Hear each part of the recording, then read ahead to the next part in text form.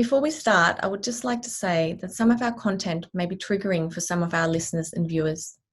If you need help, please see your GP or check out our show notes for a list of support services.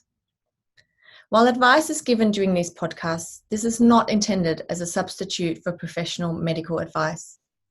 Neither the host nor the guests of this podcast may be held responsible for any action or claims in any way resulting from the information provided. Hello and welcome to the Tough Mothers Podcast and Tough Mothers TV. I'm your host, Dr. Jen. In today's episode, I'm going to be bringing you something a little bit different. Today, I'm speaking with Alana Swain. Alana is a mother of 2 young boys, and she contacted me recently on the Tough Mothers Village private Facebook page, which is a Facebook page dedicated to mothers. It's private for the reason so we can share lots, to support them during motherhood and support each other. So you're welcome to check that out. Just go into Facebook and search up the Tough Mothers Village. Anyway, Alana contacted me when we were talking about birth trauma, and she said, actually, I had 2 really amazing, empowering births, and I feel like I can't talk about that because people love to just talk about how hard and difficult and scary it was. Well, I said to Alana, I would love to hear your story, and I'm sure that there's a lot of women out there who would like to hear your story too, because all births can be so different, and I think we need to share all the stories far and wide. So today, Alana is speaking to us about her 2 wonderful, empowering births, and also how when she went through matrescence or her transition into motherhood, it was quite challenging for her, and she talks very much about how that felt for her, that manifested for her, and what she did to support herself during this time. There's some really important tips in here for everyone, and I hope you enjoy it. Hi, Alana. Thank you so much for being here today. It's my pleasure, Jen. It's really, really nice and refreshing to hear some different stories because, like I said in the introduction, so often we hear about the negative and the gruesome stories about childbirth, and yours were wonderful and empowering, and I would just love for you to share this with us, what happened for you. Yeah, absolutely. So I have two wonderful boys. Duncan's coming up 3 and Richie's 7.5 months. So one is a bit more, I guess, top of mind than the other, but both really incredible births. And I have a really great friend to credit for putting me onto the path that we sort of went down with our pregnancy. So we used hypnobirthing techniques for both birthing and labouring experiences. And I had a great friend when I went to tell her, as one of my first friends to tell when I was pregnant. She's like, perfect, here's a book. I need you to read it because I'm also moving house, so you just need to take it off me. And it's perfect for you because you're just such a stress monkey, and this will get you out of your head, which is what you need to do because you're about to, get a baby come out of your vagina, and, I know you. And I was like, whoa, okay, confronting, but that's kind of the friendship that we've got. So I went home and I started reading it, and I was like, oh my gosh, this is great.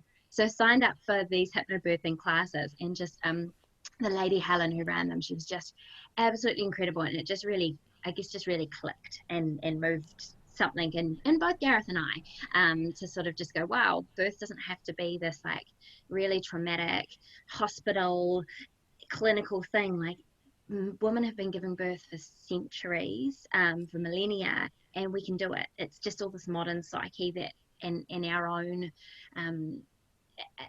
it's our own thought patterns that go over the top that actually make it harder than it needs to be. And so the thing that I say to people is you can get your brain out of the way, your body knows what to do. And so that's what I learned through hypnobirthing, is to get my pesky old brain out of the way, and just let my body get in the zone to be able to bring, my beautiful babies into the world. So that's basically it. If you looked at it in terms of a timeline of what happened, particularly with Duncan's birth, you'd be like, that was a great experience, Alana, really. Like, some people have said to me, really, you had to go to hospital and you had to have intravenous antibiotics because of testing for group strep B, and I hate hospitals, and because Duncan came 2.5 weeks early, that wasn't expected, so that was a bit of a curveball. Couple of good car trips where we lived, they were sort of 40-minute drives to the hospital and then the birthing centre, so labouring in a car. But I think my perspective was I knew that anything could happen and just roll with it. And because I wasn't worried about those sorts of things, like I was just like, anything can happen and I've just got to roll with it. That they were you know, like it's just par for the course and it just happened.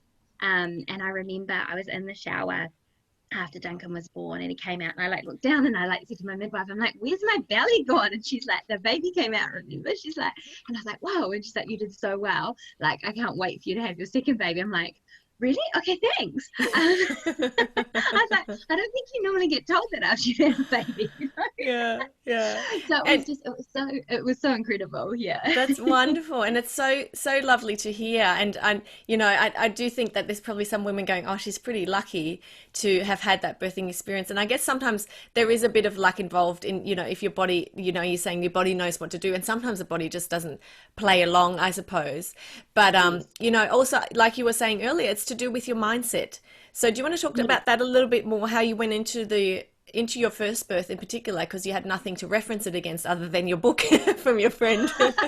Yeah, absolutely. And I think one of the tricks, so I do yoga, and I have, since becoming a mum, meditation's now a daily practice. And I think the thing with hypnobirthing is a practice. And I think that that's sometimes the thing that can put some people off is, you know, probably for the 2 months before Duncan was born, I was, you know, we were doing some of the massage and the wording and the triggers and picking the aromatherapy oils. So the things that subliminally will knock your conscious mind out, and use the triggers that is, I know the smell is safe.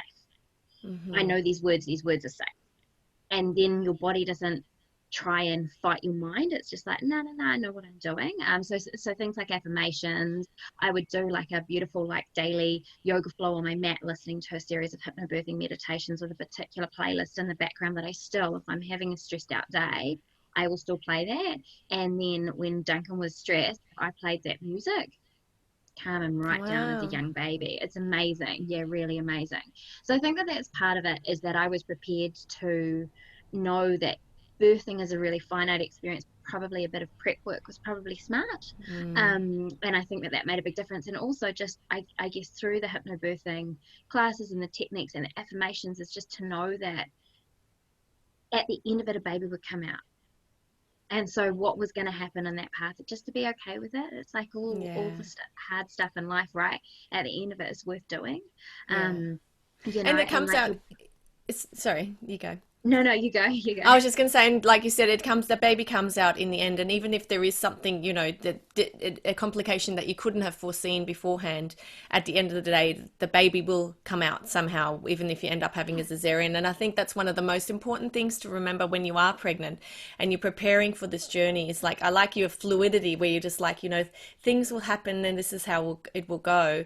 To know that in the end, the baby will be delivered, and that should be your primary plan, is to get the baby out safely. And so I think as well, because Duncan came so early, I couldn't get myself into an over planning space with it. You know, like the hospital bag had been packed, and I was like, so this is my ideal. My ideal is I don't go to hospital. My ideal is I labor at home for as long as possible, and then we go to the birthing center because I want to be in the water to give birth. That's the ideal. But we might get to like F in the alphabet in terms of the plans we go through, you know, and I will just roll with it.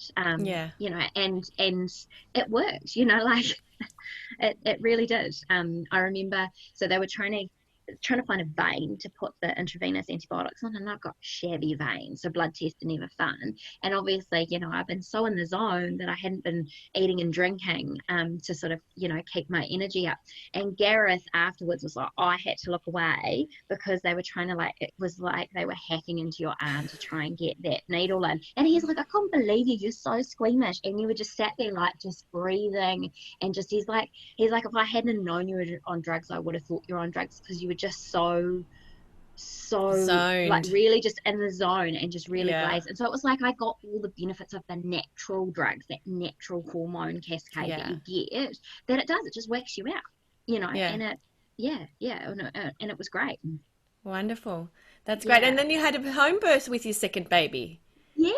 So we had a home birth, and I think, look, when I was labouring with Duncan, my midwife said to me, she's like, we can stay home because you sort of get into that punchy end of it now. You can stay home, or we can go to the birthing centre. If you want to stay home, that's cool. I'll call another midwife. You're good to go. And I was like, can I jump in the spa? And she's like, no. I was like, okay, well, I want to be in the water. And I think getting back in the car, in retrospect, getting back in the car and driving, it just slowed my birthing down. And so I said to Gareth, when we found out I was pregnant, I was like, let's aim for home birth, because I would just love nothing more than to just stay safe with you in our home and never have to move unless, you know, it's needed. And so he was, same thing. Afterwards, he told me he was a bit nervous about it. So quite late in the piece, we decided to have a doula come along. So I had an incredible midwife who was really supportive of the home birth, and she was really clear with me. She's like, these are the grounds that I will get you to go to hospital. We're not having an argument when you're in labor. And I was like, that's cool.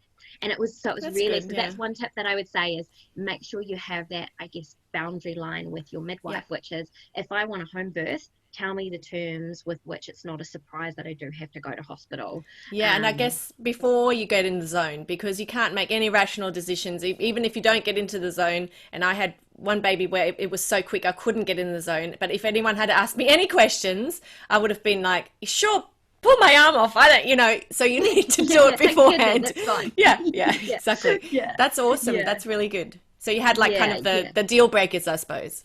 Yeah, the deal breakers. And it was also like a bit weird, but because, so Richie was born the week before we went into lockdown here in New Zealand in terms of COVID. And so I guess because there was so much of a quick ramp up in New Zealand with COVID, everything was changing every week with my visits to the midwife. And she's like, this is still the plan, but here, and she, I guess because there was just that level of, I guess, additional scrutiny around how to provide support for birthing mums through that time, it just made it even more crystal clear, which I'm in hindsight again really thankful for. That's wonderful. And then deciding to have the doula was incredible. So we had done or I had done these peaceful pregnancy classes with her, because I had said, oh, is this a nice compliment to the hypnobirthing? It would be nice to get some, just I guess, refresher strategies, and just had a really great chemistry with Sophia. And I came home one day after a home birth sort of meet up with some other mums, and this mum came up and she's like, oh, Sophia was my doula. And I'm like, oh, you're like totally normal. Like I thought like only like crazy hippies had doulas. And she's like, I know. And she's like, and in hindsight, I didn't think I needed one. It's the best decision ever. And so I came home and I'm like, Gareth, I think we need Sophia at the birth. And same thing, he was really good in hindsight. He was like, I was so grateful you had someone else there, because it just meant I could just be there to support you. And someone told me what to do. Like she just like came in and she's like, fill the pool, Gareth, get back on the phone to the midwife. And he's like, I think we would have been fine without it, but to have that additional support just meant for him, he didn't get flustered. And he's not a particularly flustery kind of guy, but he just felt really supported. And that's kind of what I wanted, was for him to have the support if he needed it, because I was like, I'm gonna be fine. I'm just gonna like zone out, be on the couch and just be in my happy space. You'll be worried because we're at home. So that's right. And it's his responsibility, because you're basically no use to anyone because you're busy having a baby. So it's so it's a huge pressure on his shoulders, huge weight on his shoulders. So that's great. So how long was she with you before the midwife came?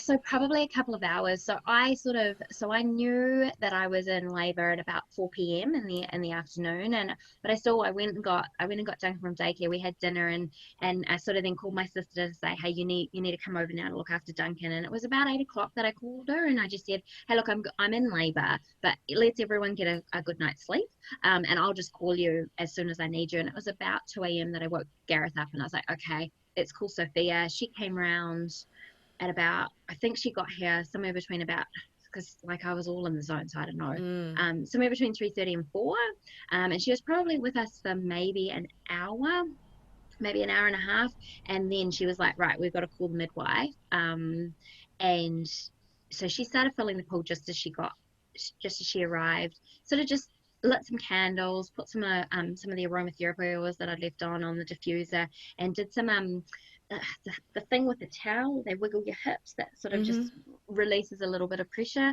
That was really nice. And then she just sort of like sat in the background until because you know how when you get into that really active stage of labor, like your noises change, and she's like, okay, the noises have changed, and I'm like, okay, good, it's not just me. She's like, you got to get in the pool now, because otherwise if you don't move you now, you're really not going to want to move.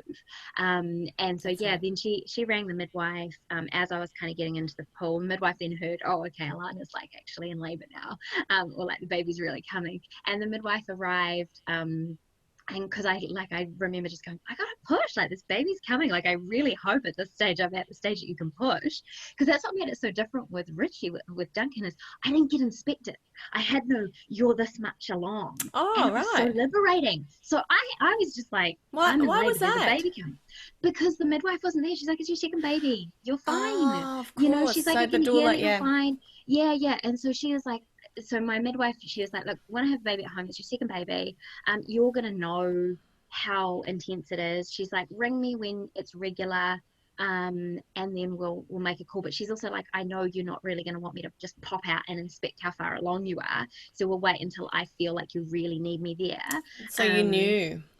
Yeah, and my body just knew, and I was like, I gotta push, and I was like, I really hope I'm at that stage that I really like it's safe to push, because you know how like there's that like it's not safe to push kind of thing.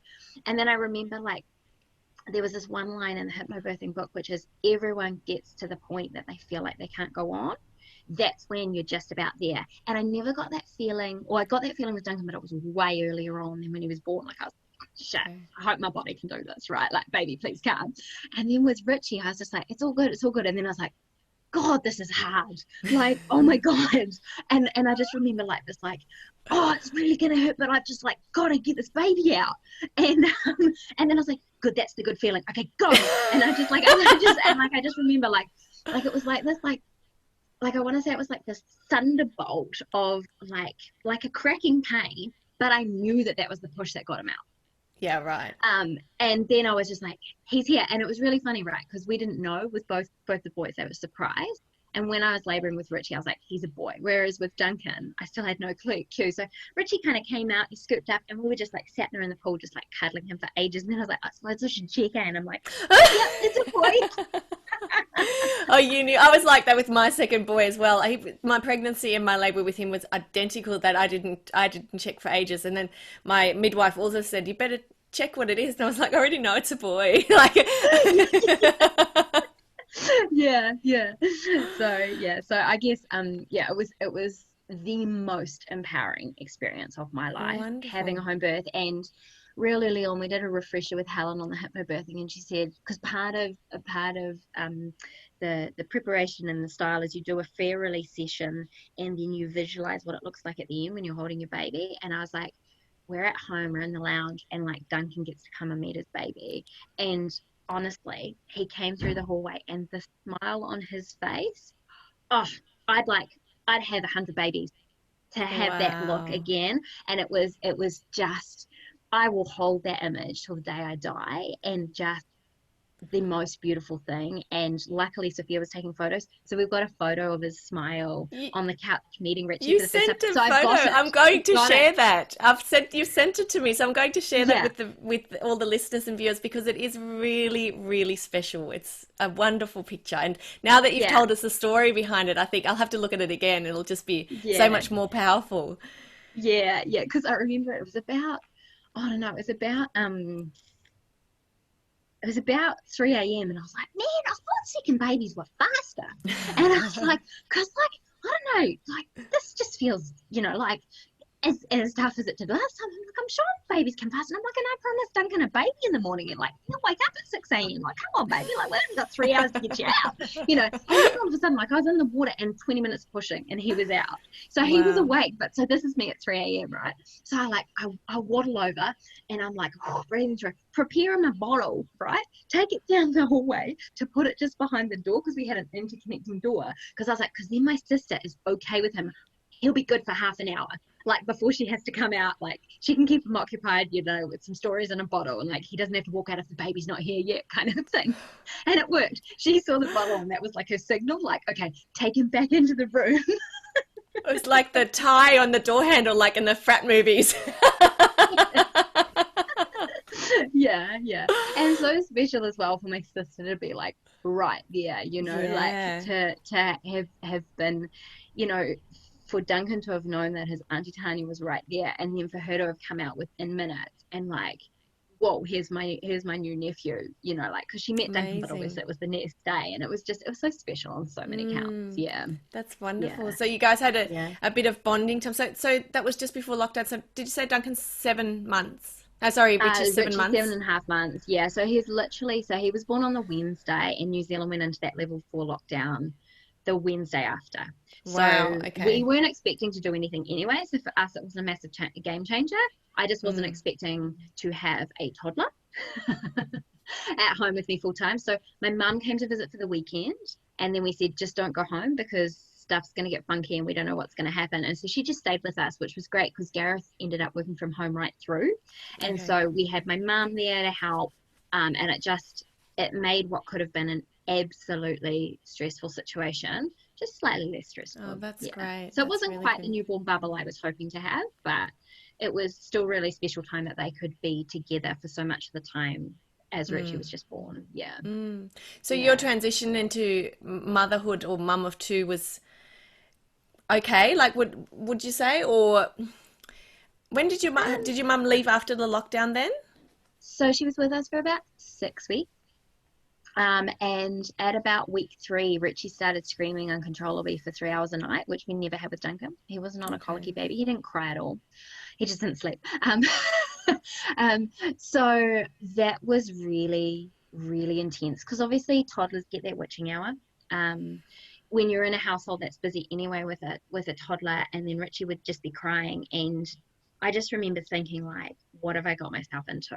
And then I was like, I know it's not going to last forever. Just take one day at a time. And so I'm really grateful for having done some groundwork in terms of meditation to know that it wasn't going to last forever, and just to like not feel in my body that fear at 4:30 of like, God, is this going to be the next wake up from the next feed where the screaming starts? How long is it going to go for tonight? And just kind of go, it's just a new moment. It's just a new breath. Like, it's just a new day. Just take it one day at a time. And, you do get through it. I read a really great book about second babies and sort of things to expect and how to create time just for Duncan and just with Richie. And I think that had a big impact. But Richie just like stayed asleep strapped on me for most of the first 2 months of his life. Well, you got to do what you got to do, right? Make it happen. Yeah. And it's not like with your first. Like your first, you can sit there, you can have the Netflix on, you can have your cuppa, you can sit there nursing with a sleeping baby on you for hours on end. And you, like, for me, I hated that. Like, I was like, I'm going to be attached to a sleeping baby. No one warned me about that. Like, and because I'm quite a busy, active person, and I hadn't had any lead in on mat leave, right? I went into early labour with Duncan as I was at work. So I was at work one day and I was a mum the next. So I had no nice ease down transition period. And I was like, oh my God, this is like awful. And I remember a friend going to me, oh, I miss those early months so much. I'm like, you're mad. And then I'm like, oh, it was so sweet with my first, because I could sit there and I could just watch, Netflix on demand. And like, yes, my cups of coffee would go cold. And then I would eat everything one-handed because I wouldn't want to wake the baby. And that was a bit challenging, but gosh, it's easier than when the second comes along. Yeah, and it's funny you said, like survival is thriving. Yeah, totally. And you were saying, your newborn bubble was different to how you imagine it, but then the newborn bubble with a second baby is very different anyway, because depending on how demanding your toddler is, it's pretty full on. I remember trying to feed Richie, and like I had my feet up on our ottoman on the couch, and like, trying to feed him, and Duncan's like literally using me as like a climbing frame to come up, and then he like kind of ended up like some kind of like a caterpillar like wrap around snake thing, and then he's like, hey Richie, like right in Richie's face, and I'm like, this is second babies, like this is just it. Absolutely, yeah. And I've got 3 of the little buggers, so it was by the third one I was just like going, my goodness, like she literally just got fed and got to sleep when she got fed, and she got to sleep. It's just like you just fall into a rhythm. When we were talking about you coming on the podcast, you told me this wonderful quote, I suppose you can call it, where you said that motherhood ripped you apart but put you back together with light. Yeah. And I just absolutely, did I say that right? I just absolutely love that. And I would just love for you to tell us a little bit more about how you felt that, like how that manifested for you, and how it all came about. Yeah. So I think on the one hand, it's quite a physical thing, right? Like being pregnant and having that baby come out of you, that's something that only a mother who's been pregnant and gone through labor knows. You know, so there is that physicality of, you know, like part of something, you grow something and then you have to, like, you know, rip yourselves apart to understand each other as two people, and that's quite confronting. But the postpartum me, both physically and mentally, is I'm nothing. I'm the same person, but I'm so different, and I wouldn't want to go back to that. But part of that discovery came through an awful lot of grief. So with Duncan, he was early, thankfully, because my grandma was on her last leg. And it was really touch and go. And I remember the day before he was born, I was like, Grandma, don't worry, you stick in there, this baby's coming. And so there was a big grief because I was really, really close with my grandma. So her leaving 3 weeks after Duncan was born was quite confronting. And then I just think everyone sort of says to you, oh, you're going to be a mum and that's great. And I don't think we talk enough about the grief that it is to lose the pre-mum you. Because she was her own person, and you can't get her back. And I've now learned it's okay to have grieved for that and to have worked through. I'm never going to be that person. But I think that's the putting me back together with light part, which is I'm a better me. I like this version of me better. I'm more patient. I'm more kind. I've got more compassion. Like, I see another mum and with their baby, and I'm like, oh, we have, you know, like, we've got that in common. And, you know, like, you see people and you're like, you were someone's baby once. Like, there's just this, like, I don't know, just something just shifted in me in terms of, like, I guess compassion with humans, which is just like, whoa, such a freaking miracle. We're all here. And I don't think I let enough of that softness of me come out before. Like, I had quite a demanding corporate role and I was really successful in it, and I don't know that there was enough kindness and softness naturally that could come to the front of how I was, and motherhood's let me do that. And, you know, like, I just feel like, you know, like, even if I just think physically, you know, like feeding and you know, like having the baby, like, even if I like touch my tummy, I'm like, that just feels lighter. Like, obviously it's squishier but it just feels like that postpartum for me. And just I think all the work that I've done on grieving, but then acknowledging the new me, it's a lighter, softer, nicer version of me, and I wouldn't change that for a second. You know, it's so interesting, as confronting as it's been at times. And I think it takes that confrontation and that grief that creates that person. And you've probably heard me rabbit on about matrescence all the time. And I think it's something that we don't talk about enough, and it is this transition into motherhood, and you just don't know what you're going to get. And it is hard and it can be challenging for a lot of women, but we have to realize that it's almost like a new person is born. You're bringing the old you into this new person, and how much you choose to bring is up to you, but that there is a rebirth of us. And it sounds to me like that's exactly what happened to you as well. Yeah, and I wish I'd known about that term then, because or that people, because I think the thing is so I have friends who've struggled with their fertility, and I know that it's an honor and a blessing to be a mum, but I think societally we've just got drummed into us, like, just be grateful you're a mum. Like, don't talk about the stuff that's hard, or only talk about the stuff that's conveniently hard. Like, just talk about how tired you are.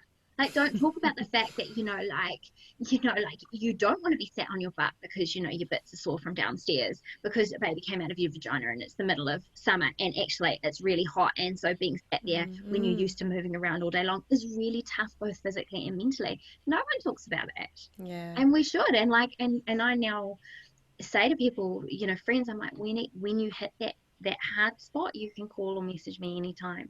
Yeah, because I know that's that wonderful. feeling. We all know that feeling. And like I say to, you know, people now, I'm like, doesn't matter how much someone looks like they got it all together, they don't. Yeah, everyone is struggling with something, and we need to be braver collectively as mums at sharing that, because that's the only way we're going to break down some of this like perfect mother have it all nonsense. Yeah, exactly. And the taboos and everything that surrounds motherhood, which is why I created this podcast, because I just wanted to speak the truth, because, you know, the more we talk about it, the more someone will go, oh, that's what I experienced. Or, you know, the sharing of the word matrescence, and that there's actually a transition that happens to us as we become mothers, and people go, oh, I didn't know about that. And I'm still not sure why we don't talk about it in this day and age when we talk about so many other things. But I think there is so much value, and it's so important to talk about it, to support each other, you know, because we, like you said, at the end of the day, we're all in it together. Yeah, and I think there's so much of like, oh, you're pregnant, you know, like it lasts 40-ish weeks, you know, give or take a month. But and then you go through labor, and like depending on who you talk to, it's awful, you know, like it'll be this big thing. But no one talks about the after. And the labor's short. No sleep. The labor and the birth, it's like, the you know, labor's so finite. Maybe a couple of days at longest. Yeah, exactly. Yeah, but motherhood's like you for the rest of your life, and like we need to talk more about it's a new you, and it's going to be really challenging at times. It's also going to be the most rewarding and beautiful and amazing thing that's ever going to happen to you. But like anything that's good, there's hard stuff in it. Well, there's no growth if we don't feel the challenges, right? Yeah. Comfort zone's a beautiful place, but nothing grows there. That's right, exactly. Yeah, so how did you? So at what point did you sort of realize there's this, you know, this change in you? And what did you? I mean, you said you meditate. What else did you sort of do to welcome this new you? To sort of, you know, rather than fight it and have this combativeness where you're like, oh, who am I? And I want to be the person I was before. And like, what did you do? Oh, look, I think it's such a good question. I think I fought it for a really long time. Like we're talking, I found with Duncan months 6 through 9 the hardest. Like his first 6 months, piece of cake other than, you know, not much sleep. But for him. But then all of a sudden I was like, this isn't changing. And then it coincided with my role was being disestablished. And so I had that full confrontation of, shoot, I don't even have that to go back to. Like, what? That's like, part of your identity, right? Your role. Crap, who's the new me? Like, if I've not got that to go back to, and this is forever now, and now I'm starting to work it out. Okay, well, what do I want to have happen? And so I think, you know, like I had a good chunk of therapy through that time, which, you know, I'm not shy in talking about, because you should have a great therapist, like you have a great hairdresser, like you have a great, you know, chiropractor, you know, like take care of you. Self-care's not pedicures. And I think that was a lot of, it was just talking it through. But I think the confrontation of, well, we've got to make a change. And so we actually decided to move from Auckland to Tauranga as part of that, which is clearly the universe is sending us a signal to change something. You know, at the time we had both got quite long commutes. It was sort of an hour and a half door to door from where we were to the CBD. And so we were like, well, that's not really the lifestyle we want our kids to have. And so I think it kind of, that just all channeled in. And I remember standing there on the beach one day, and it was, you know, like probably January. And so Duncan would have just hit that 1 year mark. And I remember just going like, the Pohutukawas were still out, and I stood there at the water about to go for a swim, and I was like, still didn't know what was happening with me work-wise or anything like that. And I was like, the universe got a plan, because if it can create something that's beautiful, I'll be all right. And something can be shifted at that point. So I think a lot of it was the accumulation of lots of taking care of myself, lots of breathing, lots of meditation, lots of reading, lots of listening to, you know, good content, like good podcasts and things like that. Lots of talking to people, and lots of actually starting to admit to people that I wasn't okay, which is hard. And I guess, like you said, the turning point then was to just let go. Yeah. You know, and I think there's a lot of power in just letting go. Yeah. Because sometimes there is something that just needs to shift, and if we hold on to it, even just to fight it, then it's just it's a battle. And sometimes you just let go, and amazing things come out of it. Yeah, exactly. Yeah. Wow, that's amazing. Sounds like an amazing transformation, and I really wish for you that you had known about this beforehand as well, because I didn't know either. So I had 3 babies before I even found out what was going on. I had to research it myself. You poor thing. I know. So, you know, it's. I think that certainly matrescence, if we all know about adolescence, we need to teach women about matrescence, and that it can manifest in all different ways. And I think that, you know, that the sharing of our experiences of what it brought for us is so important and so powerful, because then women see, or, you know, even if they're going through it or they haven't gone through it yet, they go, right, okay, something to look for, I guess, you know, to be aware of that it might happen. Yeah. Like, and I think we talk a lot more now about postpartum depression. But I think one of the things that I found really helpful is, you know, I was a bit of an older mum going into it. So I had lots of friends around me whose kids are, you know, like now in their very late teens and 20s, or they're kind of through the thick of it, they're in that sort of, pre-teen type thing. And I think that sometimes that's what you need to support you, is because if you just stick with your coffee group mums, it's this awful thing societally for us as women, right? We compare. And sometimes you need the sage who's gone before you to be in a different space where they can lean down and hold your hand to pull you up, because the person grinding it out with you, it's so much, there's still some kindness and some softness there, and I think we're getting better at sharing it, but there's still that natural inclination as women, unfortunately, to compare and to judge, or to offer advice that's working for you now, versus when you've got that experience of just a little bit more water under the bridge, you can offer some feedback and some coaching and some support with the benefit of hindsight and processing it yourself. Absolutely. And I think that that's another thing that I'd say to people is, share with your mums, with your aunties, or find other mums who have a bit more water under the bridge on their motherhood journey, because they will have some softness and kindness to give you that you may struggle to find in that immediate network of the coffee group, because you're all grinding it out, sleep deprived, tired, worrying about solids and food and spill ups and reflux and all of that, and the thick of that is really hard to have enough capacity to help top someone else's cup up when your own is empty.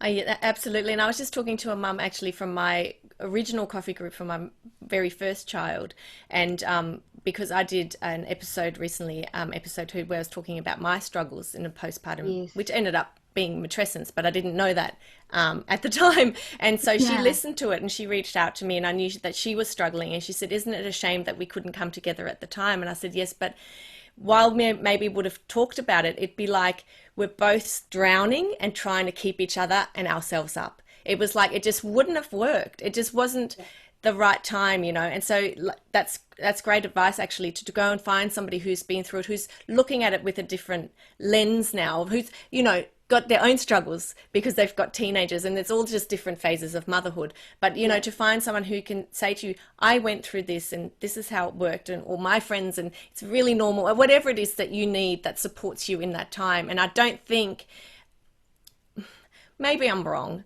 but I don't think that someone who's in exactly the same phase as you is as good at helping you. It's like that, like I was saying, you're both trying to climb up to help each other but save yourself, and it's just tricky. And sometimes that it's the help that you need, which is, hey, let's sit together and have a cuppa and just glaringly not even really talk because we're just watching the babies on the floor.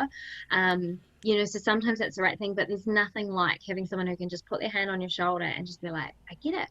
Yeah. I've been there, but look, I got through it. Yeah. And even if it's not in those words, it's just in their touch or just in the look, and because sometimes you get that look, right? Like you'll have an older mum will walk past, someone's struggling with pulling the toddler or wrestling the toddler, or the meltdown in the supermarket, or the baby, or the whatever, and there's just that smile, and in that second you're like, da-ding, not alone. I'm not alone in this really, really, really hard gig in life that I love, but it's still hard. I realized that when I had my first baby, was a really little, I don't know, maybe 12 weeks or under, and I had to go to the supermarket because we needed some food, and I was struggling and he was crying, and I was just like, I don't know what's going on. These 2 older ladies, they were grandma age, really old, and they walked past, and the way they looked at me, I just felt like I was suddenly part of a secret mums club. I was like, it's like Fight Club, but for mothers. It really was. Secret motherhood club, yes. Yeah, exactly. So you're absolutely right. And I think that, there is it's important to know that there is this secret club that we're all a part of, and to also, pay it forward to somebody else. If you've got older kids, and even if they're only, 3 years old or something, you've got someone with a newborn, to just go, I know what it's like, and you're not alone. And I know hundreds of women that are like this, that have gone through this. So it's really normal. Yeah, and even if it's the tiniest, I had a friend who, we had our eldest at a similar time, and she's just had her second now, and I'm like, if you get the 2 baby wobbles, I'm thinking of and sometimes I'll just text her at that 6 p.m, where it gets real hairy, and just thinking of you when you get to this text, here's a virtual hug, because that's exactly it. Sometimes that's all it takes, is just I'm thinking of you. Yeah, absolutely. That's fantastic. And speaking of kind of looking out for yourself and looking out for others, you've got two businesses that you run from home while your kids are sleeping. Yeah. But one of them is can you explain, a print from your device straight into an album photo service? Yeah, so Memoir is it came about when Duncan was born, and I had done this beautiful journal to document his birth, and all my friends are like, you're never gonna do that for a second, and I wish I had time for that, and then I just realized, like, I was taking so many photos and then just doing nothing with them. And then I think that coincided with grandma passing, and us grandkids, there's 9 of us, right? We all talked about the beautiful album she did for each of us. And I just realized, like, I was like, there's a gap here in terms of helping. We've got now thousands of photos trapped on our devices, but we're not doing anything with them. So Memoir is about getting the photos off your devices and into an album that grows up as your kids do. So it doesn't matter if you're playing a 5-year catch up, or if you've got a newborn, you can choose to add to it, and the photos literally clip in to the album. So it means if you discover the perfect photo that was on grandma's phone from last Christmas, 3 years after the fact, you can still get it printed and pop it in, that you can't do in a way that if you order, like a nice one-off, like, let's do a first birthday catch up kind of thing. So Memoir is the photo album that grows up with you, and it's one less bit of mum guilt, because, like, we're so good at heaping it on ourselves. And even now I'm like, I haven't done any photos. I'm like, I got a business doing this, Alana. You really got to sort yourself out. What a great idea. And we'll definitely put the link in the show notes for that as well, because, like you said, it gets rid of the mum guilt and just takes one thing off your plate, because you do want it. And I know with my third baby, I was doing nothing. With my second baby, I bought the book. My first baby has a beautiful book. My third baby didn't even get a book. So, to know that you can do it afterwards is, I think, so important, because life. Life. Yeah. Life. Yeah. I've got a friend actually who reached out. She's like, right, okay, so 6-year catch up. I'm like, it's totally doable. Awesome. We can do it. The hardest part's picking the photos, but we can do it. Yeah. Yeah, fantastic. Oh, Alana, thank you so much for sharing your story with us today, and also your insights. And I think there's so many valuable tips in there for women who, might be finding it challenging at the moment. And I just wanted to thank you so much for your honesty and your time and your energy. It's been really lovely talking to you. Oh, it's my pleasure. If I could make it a tiny bit easier for just another mum, it's time so worth spent talking to you. And this podcast is a conversation that needs to be happening. So thank you for bringing it into the world. Thank you. And thank you for being a part of it, because it's because of, women like you, mothers like you, sharing their stories that the podcast exists. So thank you very much. Pleasure.